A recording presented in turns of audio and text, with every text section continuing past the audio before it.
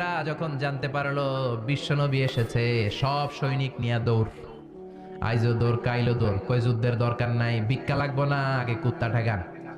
সব দৌড়, কোন যুদ্ধ ছাড়াই বিশ্বনবী জিতে গিয়েছে। কোন সুবহানাল্লাহ।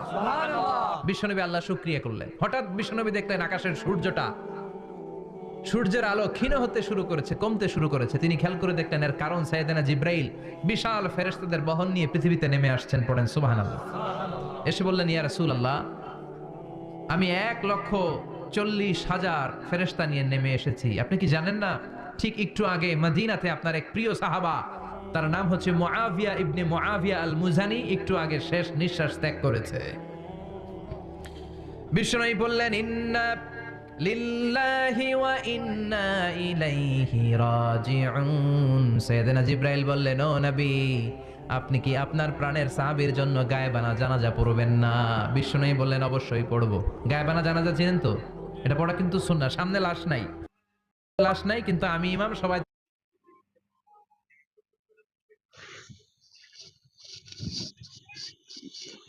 দাঁড়ালেন।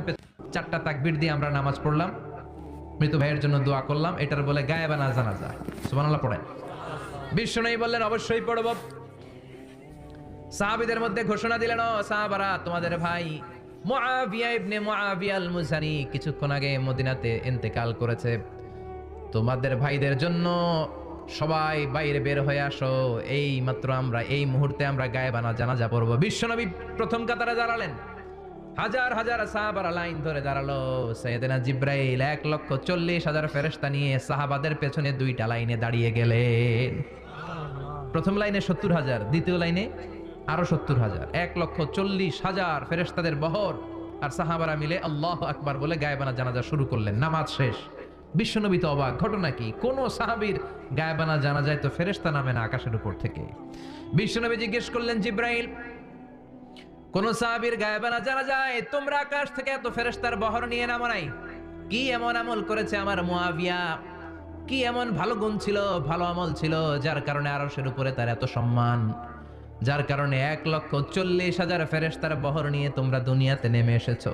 সাইয়েদনা জিব্রাইল বললেন, নবী, তেমন কোনো বড় আমল নয়, ছোট্ট একটা আমল, কিন্তু আমলটারে ভালোবেসেছে কে?